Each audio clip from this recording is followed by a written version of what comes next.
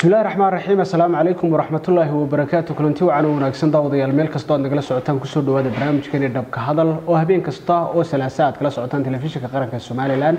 barnaamijkan alaaba waxaan ku wareysanaa mas'uuliyiinta kala duwan ee qaranka iyo kolba dhacdada waqtigaasi taagan oo aan u soo gudbino bulshada Soomaaliland barnaamijka toddobaadkan waxa marti uga wasiirka wasaaradda macdanta iyo tamarta Jamhuuriyadda Soomaaliland Jaamac Xaaji Maxamuud Cigaal barnaamijkana waxaan diiradda ku saari doonaa hawlaha shaqo ee wasaaradda macdanta iyo tamarta iyo waliba waxa ay gacanta ku hayso in ugu horeyn wasiir oo ku soo dhaweeyay barnaamijka dhabka hadal iyo telefishinka qaranka Soomaaliland aad baad mahadsantihiin maamul ahaan iyo shaqaalaha wasaaradda warfaafinta iyo wacyigelinta waxaa kaloo salaamaya mujtamaca iyo bulshada Soomaaliland ee daawan aad baa mahadsantahay wasiirin intiina barnaamijka ugu gudagelin marka hore bal waxaan ku soo bandhiganaa inaad bulshada la wadaagto xogaha taariikh nololeedkaaga oo kooban degmada Burco ayaan ku dhashay yaraantii milcaamadii ilaa iyo iskuulkii dhexe waxaan kaga baxay magaalada Berbera oo ku koray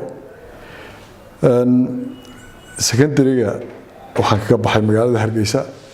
iskuul la oran jiray First July oo halkan imika jaamacadda Hargeysa tahay ayaan 77 ka baxay dadna waxaan galay ciidamada waxa la qaatay ciidanka badda waxaan waxbarasho u aaday wadanka Ruushka wadankii midowga Soviyeeti la oran jiray iyo wadanka Masar oo ku soo bartay cilmiga badda iyo wadista maraakiibta hagista maraakiibta cilmiga la yiraahdo milaax ama navigation-ka 89 ayaan ku soo biiray ciidamadii SNM ilaa inta wadankan joogay aad baad mahadsantahay wasiirin waxaad warbixin naga siisaa hawlqabadka shaqo ee wasaaradda macdanta iyo tamarta Soomaaliland shaqada ay qaranku u hayso wasaaradda tamarta iyo macdantu waxay ugu badan yihiin saddex aaga tamarta oo leydhka aan marka dan ka soo qaato maamulista iyo hagista siyaasadda xukuumadda ee xagga korontada aaga shidaalka baaritaanka shidaalka iyo saaristiisa hadii la yiraahdo iyo macdanta saddexda area baa ugu weyn ama saddexda qaybood bay wasaaraddu shaqo ahaan ka ay u haysaa qaranka wata waajibaadka wasaaraddu ay qaranka u haysaa in wasiirin waxaad gacanta ku hayseen hawlaha shidaal baarista ayaad ku guda jirteen in halkee marayaan hawlahaas wali shidaal baaristii way socotaa shirkadaha way kala duwan tahay marxaladaha shidaal baaristu maraaxil bay kala leeyihiin ama wajiyaal ama phases waxa la yiraahdo waxa 2018 ka soo dhamaaday laba shirkadood oo wasaaradda kula jiray ama qaran kula jiray heshiis waxay soo gabagabeeyeen marxalad shidaal baarisa oo wadanka aad looga dareemayo ka socotay oo la yiraahdo seismic oo kan dhulka laga geliyay qalabka badan la keeno waxa ka horeeyay sahamin xagga cirka sahamin xagga featureska dhulka iyo dabeecadda dhulku sida uu sameeyay yahay dabadeedna waxa la galay sahaminta dhulka la garaacayo laba shirkadood baa hawsha garaacista galay labadii shirkadood baa waxa ay way dhameeyeen wajiga hore baaritaanka waxay ku guda jiraan imanka macluumaadkii wajiga hore macluumaadkiisii oo la tarjumayo si loo garto muddo qaadataa sanad iyo ka badan iyo 2 sano iyo bay qaadataa marka qaarkood sahaminta tarjumaadeedii iyo fasiraadeedii bay ku guda jirtaa waxa laga yaabaa in marxaladda ku xigta ee ugu dambaysa sahamintu waa riig la qodo taana waxaan rajaynaynaa markay soo gabagabowdo tafsiirka sahaminta hore la qaaday oo meel gebagaba ah imka maraysa in markaa loo gudbo biidni illaahi tacaala in laga dalooliyo dhowr ceel wadanka haddii alla yidhi oo iyaguna ah sahmin waa la hubaa imika macluumaadka hordhaca ee aan haynaa waxaa weeyaan rajo wanaagsan buu leeyahay wadanku xagga shidaalka waxa la hubaa in shidaal ku jiro inkastoo aanay boqolkiiba boqol soo dhammaanin sidaan kuu sheegayo tarjumaaddii iyo fasiraaddii haddana tarjumaadda hordhacii waxay sheegaysaa in meelihii la maray shidaal ku jiro laakiin shidaalkaasi ma yahay mid ganacsi geli karaya waxaa lagu ogaan karayaa marxaladda ugu dambaysa ee sahminta oo ah in la dalooliyo ceelal taasoo diyaargarowgeedii durbaba la galay oo lagu jiro markaa 3 shirkadood baa ku howlan imanka gabagabadii sahmintii la qaaday iyo gudubka marxaladda ugu dambaysa ee sahminta oo ah shidaal oo ah ceelal qodista in ma noo sheegi kartaa shirkadaha u xulteen shidaal baadhista waa kuwii qaadayay shidaalka marka horeba waa 3 shirkadood baa wadanka jooga waxaa la yiraahdaa mid Genel Energy waa shirkad degan wadanka Ingiriiska shirkadda labaad iyaduna baxbaadhay waxa weeyaan waxa la yiraahdaa Ragas waa shirkad degan Imaaraadka Carabta iyo shirkad kale oo la yiraahdo Ansen oo iyaduna degan bariga dhexe in wayntii in la rajada aad ka qabtaan shirkadaha soo saara shidaal baaritaanku wax hawl yar maaha wax fudud si fudud loo oran karo shidaal baynu imika la soo baxayna maaha laakiin astaamaha ay muujinayso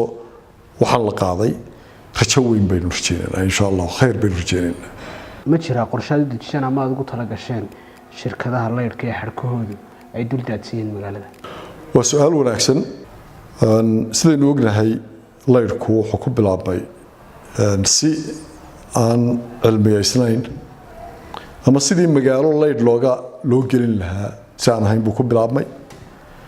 dagaalada burburiyay wadankeena magaalooyinkeena oo dhan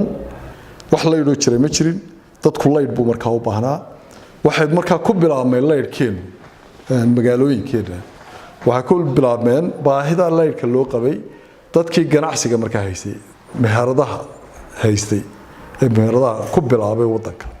hadday tahay hudheel la seexanayo hadday tahay dukaan qaboojiye ee wax loo sameeyo haddii ay tahay shaqooyinka dadkii uu bilaabay wadanka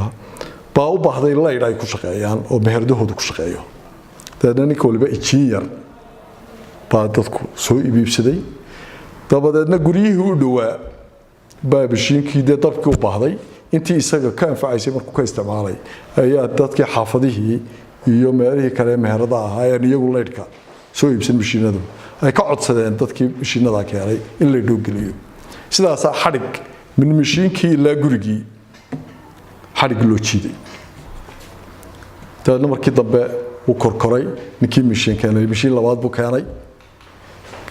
mishiin labaad markuu keenay midkii ka weyn buu keenay sidaas ku asaasmeen intaasoo shirkadood mesela Hargeysa oo kale dhowr iyo 40 shirkadood oo goobood oo dabdhalin ah baa magaalada gudaheeda ka jirtay oo dabadna sida shirkad waliba ama nin waliba de meesha uu gaari karayo u gaarsiiyay lagu tartamayay guriga oo sidii qofku ku gaari karayo oo ku gaari oo aan nidaam de markaa taabagala oo xukuumadeed oo la raaca markaa aanu jirin dadna waxay tii abuurtay in wadanka leyrku ugu fido ama u galo qaab aan nidaam wanaagsan lahayn shirkadihii qudhoodu markii ay koreen magaaladina ballaaratay way arkeen inaanay sidii hore ay wax u wadeen aanay u soconayn way isu tagtageen qaar badan bay isu tagtagay Hargeysa Burco Boorama dhul badan shirkadihii markaa dukaamadii ama yaan oran shirkada markaas shirkadaha ma ahayn waxay ashqaas generator isu keentay waxay markaa isu tagtageen awoodoodii bay markaa isu geeyeen halkaa waqti baa ka soo baxay tayadii leyrku way korodhay laakiin isla markaa qaabkii ahaa in magaalo laydh loo geliyo bardo lama wada raacin waxaanu markaa u aragnay wasaaraddu inay hawsheedii tahay inay haddaba dib ugu soo dabaasho laydhkaa u dhismay sida tartanka iskaga jiray indhala-aanta ee aqoon la-aanta ee aan cilmiyeysnayn ee aan sharciga waafaqsanayn ee aan nidaamka dabka waafaqsanayn in dib loo habeeyo waxaynu ognahay laydhku in badanna waa nidhiye waa aalad faa'iido badan oo waxtar ummadda u leh isla markaana dilaa ah oo khatar badan ay ku jirto marka waxaa loo baahan yahay in khatartiisana la iska ilaaliyo waxtarkiisana laga faa'iidaysto cilmi baadhis baanu samaynay wixii waajib ku ahaa wasaaradda la qabtay sharciyadii iyo nidaamyadii lagu hagi lahaa laydhkaa ee dib loogu habeyn lahaa la sameeyey waxaa lala wadaagay shirkadihii waxaanu markaa wasaaraddu ay xoogga saartay iminka in la maro nidaamka loo sameeyey in laydhka loo fidiyo ama magaalada loo geliyo laydhka oo iminka sharciya oo nidaamsan in shirkaduhu raacaan wax waliba waxay u baahan yihiin nidaam iyo sharci ay raacaan laydhkuna sidaasoo kale buu u baahan yahay nidaam la raaco iyo sharciyo la maro sharciyadii iyo wixii baan habaynay shirkadaha waanu u bandhignay tababaraanu ugu furay shirkadaha waa la isla qaatay kaasaa imika la fuliyaa wixii laydh cusube la jiidayo waxaa lagu dabaqaa nidaamkaa cusub oo ah wuxuu u baahan yahay laydhku meesha laydh la marinayaa birta xadhigga la saaraya ama subadda la saaraya inay dhumuc la yaqaano yeelato dhulka inay ku jirto in la yaqaano guriga in la yaqaano u jirto wadada gawaaridu marayso ama dadku barayo in la yaqaano inay u jirto inaanay laba layn oo hayhi iska hor iman ama isjeedhin oo khataro badan ka iman karaan waxaasoo dhan baan ayaanu markaa habaynay waxaa jira imika markaa nidaam la raaco waxa cusub oo dhan markaa nidaamkaas lagu dabaqaa waxaa soo hadhay wixii hore ee dhismay wixii hore oo dhismayna iyadana nidaam baanu u samaynay qorshaanu shirkadaha u soo bandhignay inay dib habayn ku sameeyaan laydhkii hore ee dhismay kiiba iyaguna qaarkoodna soo gudbiyeen qorshaheeda qaarna aanu ka sugaynaa lana filaya inay dib habayn ku sameeyaan ama dhulka ha la geliyo ama korkaba ha mareen laakiin qaab ka badqabsan sidaanu imika yahay oo magaalada badankeedu tahay ama magaalooyinkeena badankoodu yihiin qaab casri ah oo ah nidaamka laydharka ee magaalada waanu soo qorshaynay baa laga sugayaa shirkaduhu inay laydhkii hore wixii hore ee la jiidayna dib u habeeyaan ka cusubina uu raaco nidaamka cusub marka halkaasuu marayaa maxaa sababay in laydhka dalkeenu ka qaalisanaado kuwa dalalka jaarka waa su-aal wanaagsan waa sidaa hore baan kugu sheegay dee sibaa u bilaabmeen wuxuu hawshan laydhku aan awood weyn oo dhaqaalena loo horin si cilmiyarana loo shaqeyn caalamka malaa waa yaryahay cid laydhka ka dhalisa naaftadan gaadhiga lagu shubo shidaalka gaadhiga lagu shubo baa wadankeena laydhka wadanka laga dhaliyaa ma jirto meel 100% laydhka wadanku uu ku tiirsan yahay ama laga dhaliyo shidaalka fudud naaftada way ka gubasho dhowdahay way ka qaalisan tahay way ka caalamka kale waxay isticmaalaan ka shidaal isticmaalaya wax la yiraahdo shidaal culus oo ka jaban kan gaariga lagu maro heavy fuel oil wax la yiraahdo waxa la isticmaalaa dhuxul dhagax waxa la isticmaalaa hadii bidkeed leeyahay hydraulic oo kan dhaamamka iyo biyo laga dhaliyo waxyaabo noocaas waa badana wadamadu ay ka dhaliyaan shidaalka leyrka marka waxa keena tiir weyn u ah waxa wadankan uga qaalisan yahay waxa weeyaan waxaynaan wali u gudbin isticmaalkii walaxaha kale ee dabka laga dhaliyo iminku baa la bilaabay in solar cadceeda laga dhaliyo taasoo imika si qaab tijaabo ah u jirta shirkadaha waxoogaa Hargeysa shirkad baa ka hirgelisay burco iyadana waa laga hirgeliyay dhowr meelood baa laga hirgeliyay bahalada solarka laakiin waa in kooban waan wali gaadhin in ay raad ku yeelato qiimihii raad way ku yeelatay meelaha qaarkood waxa jira mashaariic la naga caawiyay oo dawladda Ingiriisku naga caawisay oo cadceeda laga dhaliyo dabka halkii uu $1 ka ahaa meelaha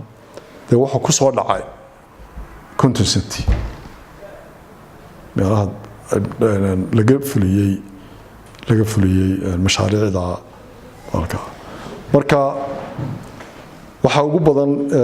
qayb buu ka yahay halkaasi qaybta labaad ee keenta wali waxaan daba socdaa su'aasha ahayd waxa keenay inuu qaali noqdee qaabkan magaalada ay u galeen shirkaduhu wuxuu sameeyaa shidaalkii marka hore qaaliga dabkii marka hore qaaliga ku soo baxay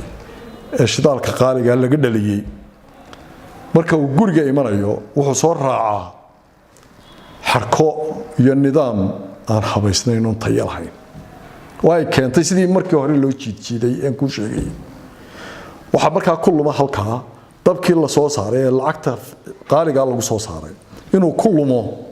inta uu guriga gaarayo laga yaabo 40% inay lunto marka labada arrimood baa ugu badan marka mid waa tan wax ka qabanayno ee in dib loo habeeyo laymanka iyo wixii talabaadna waxa weeyaan in la keeno qaab ka jaban iyo walax ka jaban kan iminka jira ee naaftadan caadiga ah oo laga dhaliyo dabka ka dawladahan maxay u sameeyay weydeen koronto laga dhaliyo cadceeda oo dawladdu gacanta ku hayso maadaama dalkeenu uu haysto cadceed inagu filan oo koronto laga dhalin karo oo su'aal wanaagsan laakiin waxaan ku sheegayaa xukuumaddu iminka markii shirkadaha madax bannaan baa ganacsigii ku haya leyrka gacanta dawladduna dhaqaalaheena waad ogtahay waa investment xoog leh buu u baahan yahay leyrka marka maalgelin lagu samaynayo wax sahlan maaha marka dhaqaalaheena waynu garanaynaa oo waxaynu investment intaa leeg dawladdu kaligeed samayn karto waxaa la wadaa sidaan ku sheegay mashaariic dabdhalina oo investmenta oo maal gashadayaasha imikaba ku jira leyrka iyo dawladda iyo maalgashi shisheeye haddii la helo inta la isugu tago wax wixii ka duwan la sameeyo haddii alla yidhi howlaha macdan qodista ee wasaaraddu gacanta ku hayso bal iyaga warbixin naga sii dalku wuxuu u baahan yahay inaynu helo wax soo saar wuxuu la soo baxo inaynu helo ayaa loo baahan yahay waxaynu inagu hore u lahayn xoolaha inoo udub dhaxaad dhaqaalaheena dal waliba wuxuu ku xisaabtamaa waxa uu dabadda u dhoofiyo haddii waxa dabadda loo dhoofiyo iyo waxa kuu soo degaa oo badto waxa soo degaa khasaarad ku jirtaa weey wax walba inaguna waynu la soo degnaa imaka xoolihii iyadana dhibaatada haysata abaaro soo noqnoqday baa jira dadkii baa ka batay dhulkii baa ku yaraaday daaqii baa yaraaday abaaraha dartood iyo maca dalika suuqiyadii aynu iibgey jirro isaguna soo xidhmay marka annagoo xukuumaddu ka duulaysa sidii wadanku uu u heli lahaa wax soo saar waxaa xukuumaddu xoogga saaraysaa wax bedela kulli xoolihiina waxa noo bedelayo oo badan waa yar yahay laakiin wax labaad oo hanti ah waa inuu dhoofino oo caalamka u diro si aynu uga baaqano in wax walba soo dhoofsano une lacag aynu samaysano aynu leenahay hanti aynu leenahay waxaynu doonno ku soo iibsan karno waxa la isku dayaa in la yareeyo waxa la soo dejiyo lana badiyo waxa la dhoofiyo taas weeyaan siyaasadda xukuumadda uu garwadeenka noogu yahay madaxweyne Muuse Biixi Cabdi sidaa anagoo taa ka shaqal qaadanayna waxaan wasaaradani qaybta ay ku lahayd ama kaalinta ay ku lahayd wax soo saarka wadanka waxaan u aragnay waxa ugu degdeg badan ee isbedel dhaqaale keeni karaya inuu yahay waxaynu hodan ku nahay laakiin aynaan ogeyn waxa wadankeenu hodan ku yahay waa macaadin min bari ilaa galbeed macaadin baa ku jirta horese looma baarin oo baaritaan laguma sameyn xoog leh waxaan markaa imika aan xooga saaray inaynu macaadinta wadankeena buuxda ee intaasoo kumayaal sannadood lagu dul fadhiyey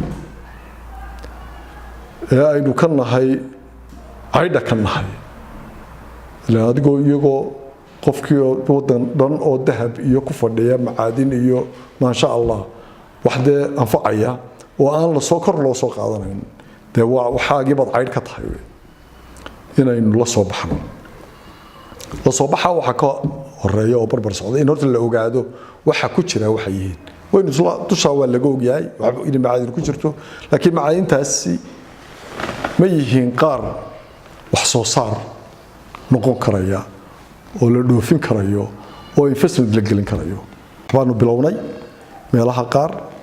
waa la ogaaday dabadeedna waa la maalgeliyay oo waa la qodaa meelaha qaar waxa ku socda baaritaankii meelaha qaarna waxaanu raadinaynaa baaritaan oo dhaqaale u baahan yahay isaguna marka meelo badan oo imanka waxaan xooga saaray bacdinta in loo dhaqaaqo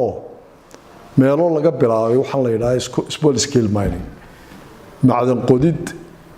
heer kooban ayaa dhul meelo badan wadankeena ka socda waxaan rajaynaynaa inaynu baaritaankii baana dib lagu jiraa iyo maalgelintii waxaanu soo wadnaa haddii alla yeedhay shir ballaaran oo aanu u qabanayno ganacsatada wadanka oo aanu ku soo bandhigi doono insha allahu tacaala macaadinta iyo furaska maalgelineed ee wadankeena ku jira horena dabadaha waanu ugu bandhignay waxaan rajaynaynaa in waxa ugu horeeya ee wadanka wax soo saar macna leh oo dhaqaalaha wadanka wax ka bedela inaynu ka helno dhinaca macdanta haddii ilaahay yiraahdo haddii waxay taasina u baahan tahay in shacbi iyo xukuumad iyo dadweyne iyo cid waliba ay u guntato sidii waxaana loola soo bixi lahaa waxaan fursadan uga faa'iideysanayaa in deegaanada aynu u sheegayno in aynu wixii dhulka hoostiisa ku jira xukuumaddu doonaysa inay u soo saarto dadkeeda si loo helo nolol ka wanaagsan tan aynu maanta ku jiro waxaa dhulka hoostiisa ku jira waxa mas'uulka ah dawladda dhexe marka la soo saaro waxa inta aan la soo saarin baaritaanka iyo shaqadiisa ay waxiisa waxa ka faa'iideysanaya ugu horeeya waa deegaanka dadkii ilaahay uu meesha dhigay marka la soo saarana horumarka qaybtooda ku yeelanayaan oo deegaankaas dawladda dhexana waxbay leedahay gobolku waxbuu ku leeyahay faa'iidada ka soo baxda deegaankuna waxbuu ku leeyahay marka si aynu waxeena ula soo baxno waa inaynu fududayno shaqooyinka cidda gacanta ku haysa iyo shirkadaha inoo imanaya ee doonaya inay maal gashadaan waa in hareeraha la taago waa in la taageero shaqaale laga helayaa qandaraasyo laga helayaa wax soo saar baa laga helayaa cidda ugu horeysa ka faa'iideysana waa deegaanka fursadaas waxaan doonayaa inaan maanta uga faa'iideysto inaan mujtamaceena u sheego in farkaliyo fol ma dhaqdo xukuumaddu kaligeed dusha ka keenmayso ama intay ul sidaa ku tiraahdo wax waliba isbedeli maayaane qaabkii nolosheena iyo isu bedeli lahayd ee dhaqaale loo heli lahaa ee caafimaad loo heli lahaa ee iskuulla loo heli lahaa ee nolol loo heli lahaa waxa weeyaan inaynu la soo baxno hantideenna taas bay dawladda ku shaqaynaysaa kuma shaqayn karto haddii reer waliba ama deegaan waliba meel intuu dhufays ka soo galo yidhaahdo la taaban maayo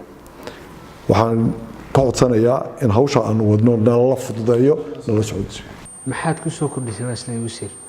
inteeda wasaaraddan madaxda ka ahay dee baaritaanka bacdintoo kale aan kusoo kordhiyey nidaaminta laydhkoo kale aan kusoo kordhiyey waxaad doonaysaa inaan faani maayee wax la taaban karo insha allahu tacaala waad aragteen dibna u arkaysaan laydhkaasoo kale dib u habaynayno baanu kusoo kordhinay in dib cadceedda iyo mashaariicda aad sheegayso oonu ka shaqaynayno iyo maalgelin xoog leh in laydhka loo helo waanu kusoo kordhinay oo gacantaanu ku haynaa waxaana lama dee leylatan waduxaaha habeen iyo maalinkeeda isbedel laguma arkaya waqtibaa ay wax liba qaataan waxaanu u haysanaa inaanu dhabbadii ku taagnayn wax ka bedelka iyo isbedelka la taabanayo soo bixi lahaa macdantaasoo kale dee waddankiiba imika wuxuu u jeestay xagga macdanta waxaanu isleenahay dhowr waxbaad ku guulaysatay magaalooyin degmooyin dhan baa imika macdan laga qodaa oo shaqaale boqolaal shaqaale ka abuurmay oo macdantii dawladda loo soo bixiyey oo intaasoo shaqaalaha waxaan garanayaa degmooyinka la yidhaahdo Faqa Ayuub oo jeed dhagax la yidhaahdo laga qodo shaqaalaha ka faa'iiday marka la eego kuuliga oo qura 210 kuuliya baa laga qoray oo midkaasba intaasoo $100 qaato way wasiir gabagabadii barnaamijkeena ku guda jirnaa dhabka hadal adigoo jaaniska barnaamijka faa'iideysanaya maxaad bulshada Soomaaliland u soo jeedinaysaa waxaan doonaynaa oo dadka kula dardaarmaynaa oo ku baraarujinaynaa in ay dawladda iyo xukuumadda ku taageeraan nidaamka dabka ee casriyeynta oo ah shirkaddu in ay raacdo nidaamka loo dejiyey oo ay gacan ku siiyaan hay'adaha nabadgelyada waxaanu go'aan ku gaadhnay in shirkaddu ay u timaado markii doonaysa in la jiido wasaaraddu ka jeegarayso laynka ay jiidaysaa ma yahay ma waafaqsan yahay nidaamkii u qorshaysnaa in magaalada laydhka loo geliyo haddii aanu waafaqsanayn way ka joojinaysaa ka daayo soo waafaji nidaamka markaa kadib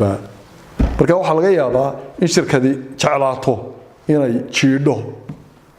nidaamkii oo iyadoo ku ordayso uun meel guri la gelinayo ama meel business oo la gelinayo laydh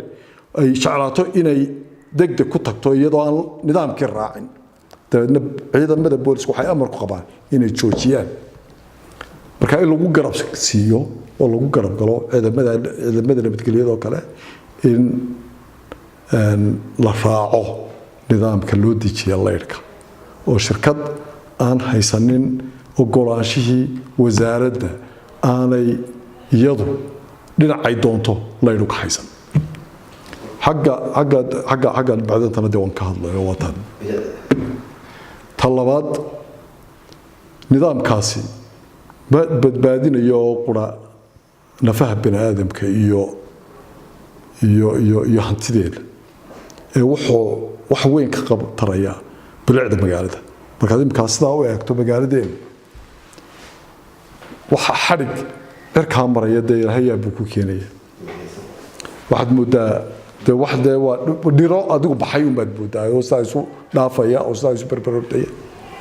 bilic ahaan yaa dee magaalo caalamka sidaas ay leyrhkeedu yahay fil caalam dadka dee caalamka maray way arkayaane ma jirto taasaynu doonayna in wax ka bedelno oo bilicdii magaalada iyo caafimaad qabkii laydhka iyo haddii midkeed leeyahay nabadgelyadii bani aadamka iyo hantideennaba aynu xooga saarno inaynu sida ugu wanaagsan laydhkii ugu isticmaalno guud ahaan waxaan daawadayaal intaasi kusoo gabagabeynayaa barnaamijkeena dhabka hadal oo uu toddobaadkan martin ugu ahaa wasiirka wasaaradda macdanta iyo tamarta Somaliland oo waraysi dhinacyo badan la xiriira barnaamijkan noogu soo gudbiyey barnaamijkan mid lamid intaan mar kale kulmi doono waa muuqaal duubidii xukun Salmaan Jirde iyo Axmed Jaamac Xasan habeentii isku dubaridkii Cabdi Maxamuud Maxamed Cabdi Safaani iyo anigoo Xamse Ciidido barnaamijkeena la socodsiinay batan iyo kulanti dambe dhankayga waxaan idinku dhaafinaa assalaamu calaykum waraxmatullaahi wabarakaatuh aad baan mahadsantahay